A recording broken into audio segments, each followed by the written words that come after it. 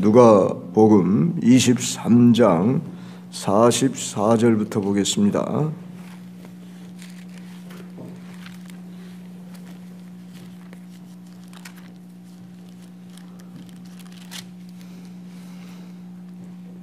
(44절부터) (56절까지) 한 절씩 교독합니다.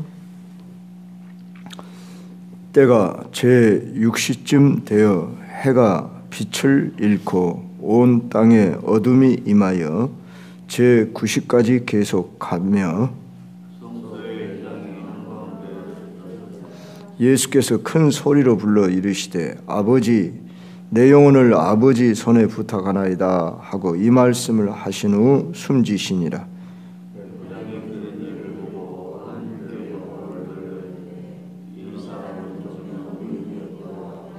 이를 구경하러 모인 무리도 그 된 일을 보고 다 가슴을 치며 돌아가고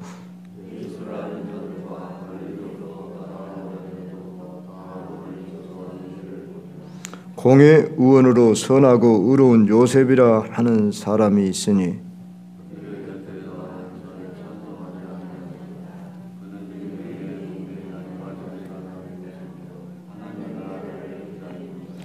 그가 빌라도에게 가서 예수의 시체를 달라 하여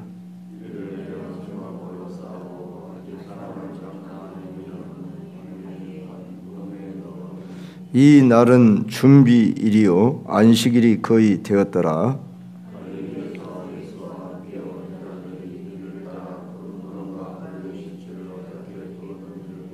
같이 돌아가 향품과 향유를 준비하더라. 계명을 따라 안식일에 쉬더라. 거기는 1절인가요?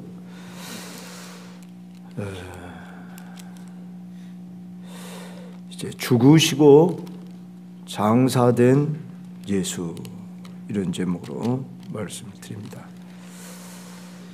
우리 예수님의 십자가에서의 죽으심은 역사적 사실입니다. 인류 가운데 이 예수님이 오셨다 하는 것이 실제였고 그의 태어남, 자라남, 그분이 공생에 사시며 사역하신 일뿐만 아니라 십자가에 못 박히고 죽으신 일은 실제 역사적인 사실이었다. 왜 이것이 중요한가 하면은 부활을 부인하는 자들은 예수님이 설 죽었을 것이다. 심지어 기절설이라고 그러죠. 뭐 환상설, 뭐 이런 여러 가지 설들을 내면서 이야기를 하는데 예수님은 언제, 그러니까 어느 날 어느 시에 십자가에 매달려서 어느 시에 죽으셨다고 하는 것이 성경의 구체적인 기록 사실입니다. 그래서 우리 예수님이 십자가에 매달린 시간을 오전 9시로 이렇게 봅니다. 그래서 운명하신 시간이 오후 3시. 그래서 오늘 여기 보면 뭐 제6시, 제9시 그랬을 때 유대인들의 시간을 말하는 것입니다. 거기다가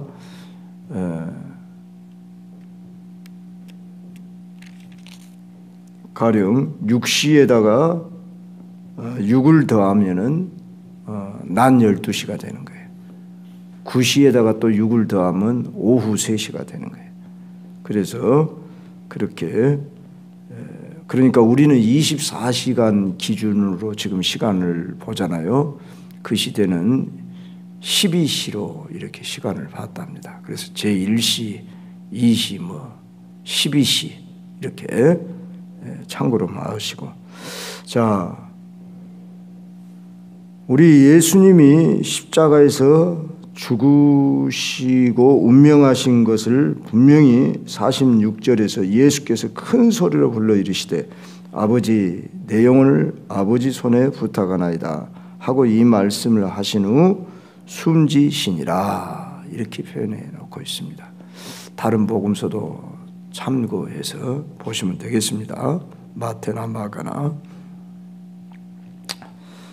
자, 우리 예수님은 이렇게 십자가에 못 박혀 죽으시기까지 우리들이 보통 가상칠언이라 하는 말씀으로 십자가상에서 7마디 말씀을 하셨다. 그래서 그 말씀을 또 이렇게 뽑아가지고 우리가 묵상하기도 하고, 그런데 마지막 말씀이 무엇이었다고요? 오늘 46절에 아버지 내 영혼을 아버지 손에 부탁하나이다. 이렇게 말씀하시고 운명하셨다. 자, 오늘은 예수님이 죽으시고 장사된 바에 대한 데 우리가 초점을 맞추며 주변의 사람들이 어떻게 반응하는가, 이것을 살피기 전에 먼저 예수님의 죽음의 의미가 도대체 뭐냐. 그냥 많은 사람 중에 한 사람, 그리고 갈릴리에서 사역하시다 저 유대 땅에 와서 군중들에게 미움을 받고, 그러니까 대제사장과 서기관 장로들이 그 시대에 있었던 한 사람 중에 좀 위대한 사람이었지 않냐, 뭐 이게 아니라는 겁니다. 그러니까 그를 추앙하던 사람들이 이렇게 우리가 그의 죽음을 기리자, 그가 행했던 그 사역을 우리가 따라 우리가 기리자 하고 어떤 종교를 만들어 창시한 게 아니라는 것입니다.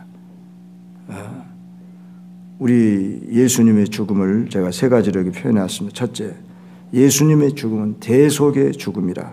아담 이후 모든 인간은 죄로 말미암아 죽음에 이르게 됩니다. 모든 사람이 죄를 범하였으며 하나님의 영광이 이르지 못한다. 죄의 싹은 사망이요, 하나님의 은사는 우리 주 예수 그리스도 안에는 영생이니라. 사람이 한번 죽는 것은 정하신 것이요, 그 후에는 심판이 있으리라. 뭐 이런 성경의 말씀을 통해서 우리는 죽음이 그냥 이건 자연 어떤 섭리다, 그렇게 볼 것이 아니라는 겁니다. 이것은 죄로 말미암아 죽음이 왔다. 죄 문제다. 그런데 그 죄 문제를 해결하시기 위해서 예수님이 이 세상에 오신 분으로서 요한복음 5장 24절을 특별히 참고하면, 내가 진실로 진실로 너희에게 이르노니 내 말을 듣고 또 나 보내신 이를 믿는 자는 영생을 얻었고 심판에 이르지 아니하나니 사망에서 생명으로 옮겼느니라.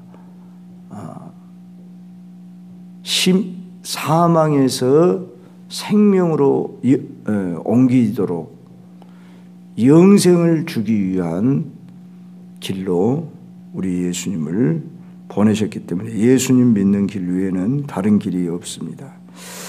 의인으로서 죄인들의 죽음을 대속한 죽음, 대신한 죽음, 대속 죽음이라. 두 번째로 우리 예수님의 죽음을 화목을 위한 죽음이라. 구약 시대에 5가지 대표적인 제사가 있죠. 번제, 소제, 속죄제, 속건제, 화목제. 그 중에 이 화목제라고 하는 제사는 하나님과 우리 인간과의 화목을 이루시는 죽음을 이제 구약 백성들은 수백 년을 걸쳐서 이 제사를 지내왔습니다. 그런데 우리 예수님을 가르쳐 고린도후서 5장에서 화목제물이 되셨도다, 그렇게 말씀했어요. 우리 예수님은 죄인된 우리를 하나님과 화목되도록 자기 자신을 내놓으셨습니다. 그리고 예수님의 죽음은 자신이 대신 심판을 받은 심판의 죽음이라. 우리가 받아야 할 심판을 주님이 대신 받으셨다. 이런 적어도 3가지의 예수님의 죽음의 의미를 생각해 볼 수 있고, 이 예수님의 죽음의 목격을 한 사람들의 반응을 세 부류로 이렇게 나눠 오늘 말씀에서 소개해 주고 있는 첫째, 백부장. 이 백부장은 유대인이 아닙니다. 로마 군대의 백부장입니다. 그런데 이 이방인이 예수님의 죽음을 보고, 근데 군대들을 통솔한 지금 장관이다 그런 말이죠. 우리로 말하면 한 뭐 영관급 대령 정도 되는 뭐 어느 정도 되는 위치라고 분명히 말할 수는 없지만, 또는 별자리 정도 되는 이런 위치에 있는 사람이 그 군대를 통솔하는 사람인데, 그 된 일을 보고 하나님께 영광을 돌려 이르되 이 사람은 정령 의인이었도다. 유대인들은 그런 말을 지금 하지 않고 있는데 누가 그런 말을 하고 있다는 거죠? 이방인이. 그러니까 성경은 매우 영감된 책이라는 것이 여기서 우리가 알 수가 있어요. 의도적으로 이런 백부장이 이방인을 대표하는 그런 사람이 지금 예수님의 죽음을 보고서 하나님께 영광을 돌렸다.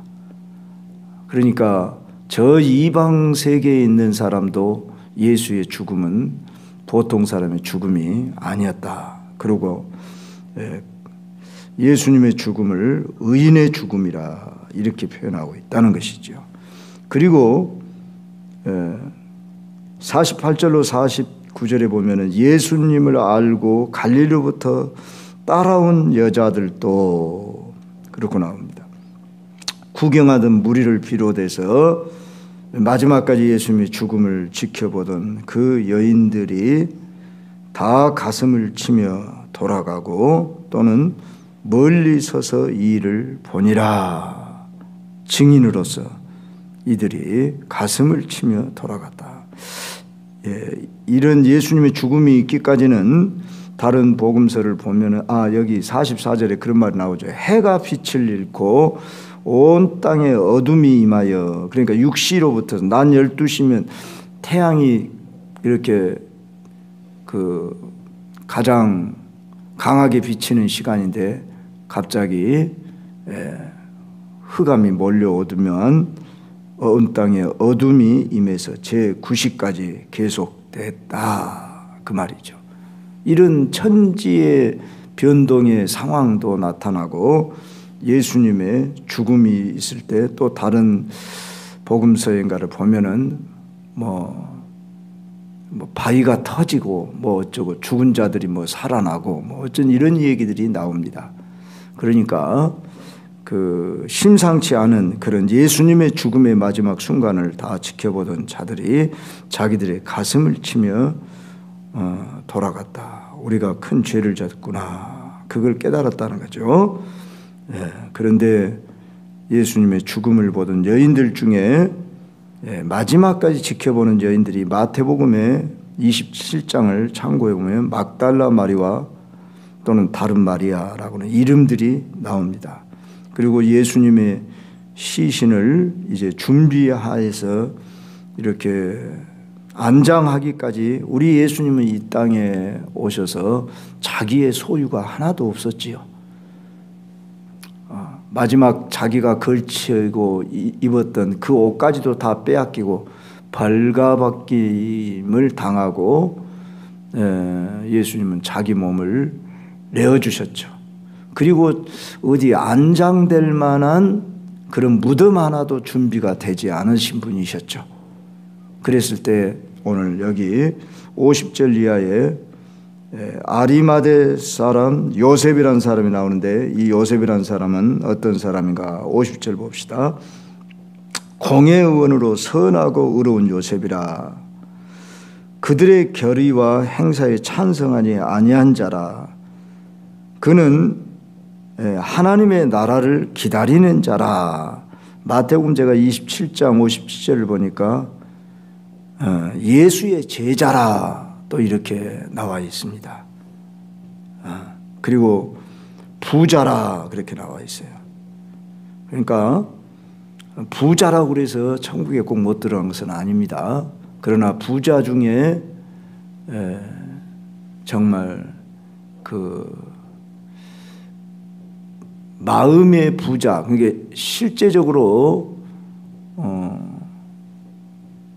부자일지라도 깨끗한 부자, 요새 뭐 그런 표현을 씁니다만은 깨끗한 부자, 주를 위해 쓰임 받는 부자, 이들은 천국에 들어간 예가, 바로 대표적인 예가 누구냐 그러면 여기 나오는 아리마대 요셉이라는 겁니다. 그리고 니고데모라는 사람이 또 있지요. 요한복음 3장에 나오는 그 사람도 공회원이었어요. 그 사람은 여기 우리 복음서에는 안 나오지만 다른 복음서에 보면은 그 향품을 준비한 뭐 나드 뭐 얼마를 이렇게 준비해서 몰약을 이렇게 준비해서 예수님의 그 장례를 위해 내놓았다. 그런 얘기가 나옵니다. 자, 우리는 예수님이 운명에서 장사 지낸 바 된 이 일을 왜 성경이 이렇게 자세하게 기록을 하고 있을까 할 때 바로 성경이 영감된 책이구나. 또다시 우리가 여기서 확신할 수 있는 것은 뭐냐면 예수님의 죽음으로 끝나는 게 아니라 장사 진행 바 된 것까지 자세하게 기록함으로 예수님의 시신은 저 강도들의 발이 꺾인 것처럼 꺾이지 않고 예수님은 옆구리에 창을 받아서 물과 피가 쏟아짐으로 예수님이 운명하셨다 하는 것을 확인했어요. 즉 옆구리를 찔렀다는 것은 그 심장을 찔렀다 그 말입니다. 그랬을 때에 확인 사살을 한 거죠. 로마 군병이. 그랬을 때 물과 피가 나뉘어졌다는 것은 이미 운명하셨구나.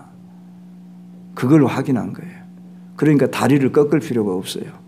그런데 좌편 우편의 강도들은 아직도 죽지를 않아서 지금 왜 빨리 죽게 해야만 하느냐. 그러면 그날이 안식일이 곧 돌아오는 준비일이라 그 말입니다. 그들의 안식일은 금요일 해진 후로부터 토요일 해질 때까지가 안식일이에요. 그러면 안식일을 시신을 나무에 매달아 놓으면 이거는 부정한 것이 됩니다.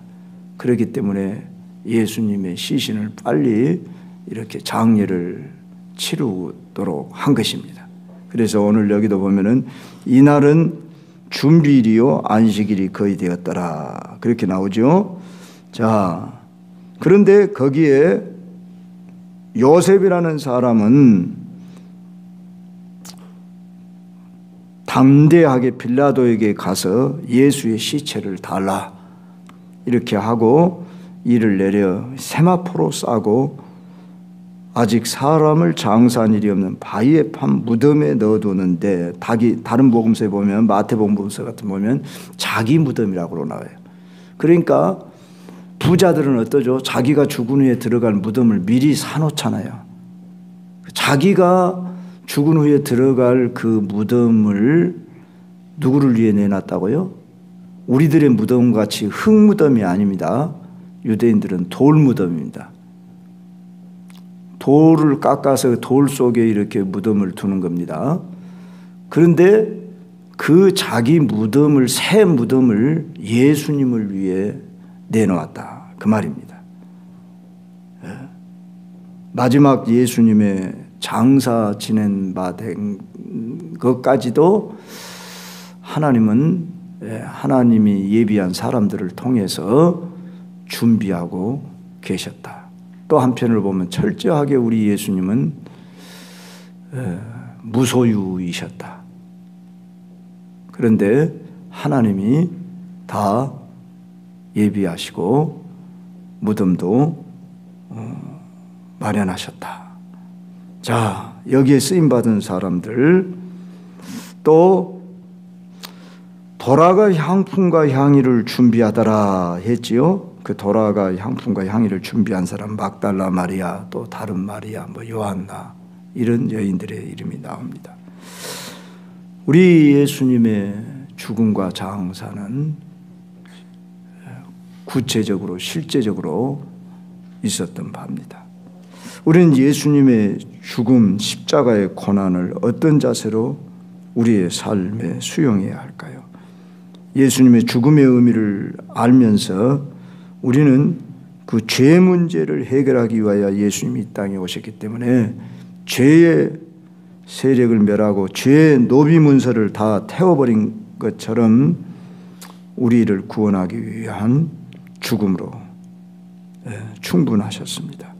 여기에 은혜 입은 사람들이 나오는데 우리가 어제 살폈던 일명 우평강도라고 하는 이런 사람도 있고 백부장이라고 하는 이방인도 있고 아리마대 요셉, 니고데모 같은 사람, 권세 있고 부한 자도 있다 그 말입니다.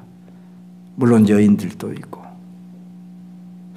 그러니까 우리 예수님은 차별 없이 누구든지 은혜 입은 자들, 선택받은 이들에게, 참 이건 신비입니다. 누가 선택받았는지는. 그래서 저는 이 부분이 어디까지가 하나님이 하신 일이고 어디까지가 우리 인간이 하신 일인지 참 이건 신비다. 그렇게밖에 설명할 길이 없습니다.